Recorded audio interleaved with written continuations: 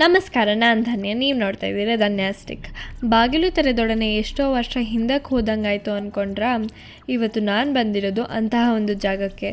ಒಂದು ಸಾಮಾನ್ಯ ಮ್ಯೂಸಿಯಂ ಅಲ್ಲ, ಇದು ನಿಜಕ್ಕೂ ಕಾಲ ಹಿಮ್ಮೆಟ್ಟಿಸುವಂಥ ಸ್ಥಾನ.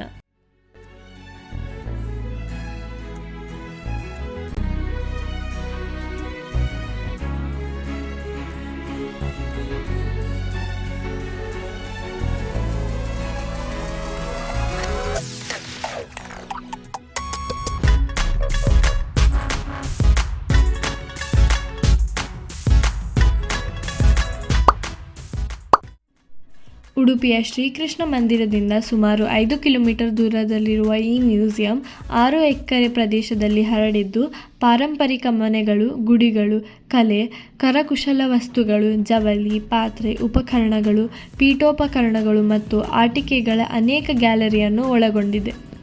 ಇವುಗಳಲ್ಲಿ ದಕ್ಷಿಣ ಕನ್ನಡ, ಉತ್ತರ ಕನ್ನಡ ಮತ್ತು ಮಲೆನಾಡು ಪ್ರದೇಶಗಳ ಮನೆಗಳು ಸೇರಿವೆ. ಹಸ್ತಶಿಲ್ಪ ಹೆರಿಟೇಜ್ ವಿಲೇಜ್ಗೆ ಸುಸ್ವಾಗತ.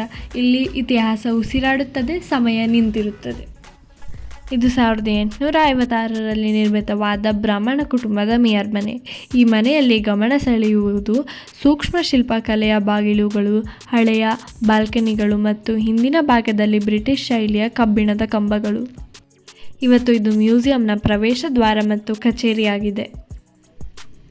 ಇಲ್ಲಿ ಕರ್ನಾಟಕದ ವಿವಿಧ ಪ್ರದೇಶಗಳಿಂದ ಬಂದ ಮನೆಗಳನ್ನು ನೋಡಬಹುದು.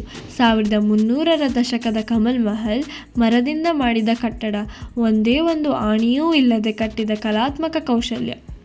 ಇದು ನವಾಬ್ ಮಹಲ್, ಬಣ್ಣ ಬಣ್ಣದ ಗಾಜಿನ ಕಿಟಕಿಗಳು ಮತ್ತು ಫರ್ನಿಚರ್ನಿಂದ ಕೂಡಿದ ಸುಂದರ ಅರಮನೆ. ಇಲ್ಲಿ ಬಜಾರ್ ಬೀದಿಯೊಂದಿದೆ. ಟೈಪ್ ರೈಟರ್ ಅಂಗಡಿ, ಟೇಲರ್ ಅಂಗಡಿ, ಸೋಡಾ ಅಂಗಡಿ ಎಲ್ಲ ನೋಡಿದಾಗ ಸಿನಿಮಾ ಸೆಟ್ನೊಳಗೆ ಇರೋ ಹಾಗೆ ಅನಿಸುತ್ತದೆ ಅಲ್ವೇ?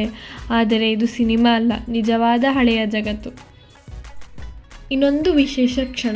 ನನ್ನ ತಾತ ನಿವೃತ್ತ ಪ್ರಾಥಮಿಕ ಶಾಲಾ ಹೆಡ್ ಮಾಸ್ಟರ್ ಬೆಸಲ್ ಮಿಷನ್ ಎಲಿಮೆಂಟ್ರಿ ಶಾಲೆ ಹತ್ತಿರ ನಿಂತು ಅವರ ವೃತ್ತಿ ಜೀವನದ ನೆನಪುಗಳನ್ನು ಮರಳಿ ಅನುಭವಿಸಿದರು.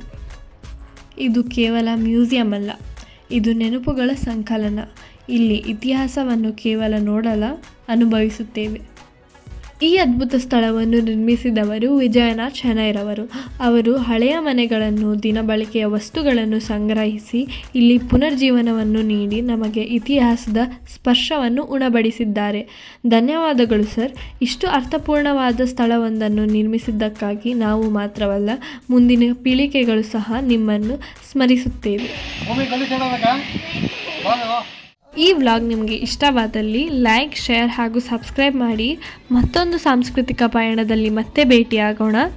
ಧನ್ಯವಾದಗಳು.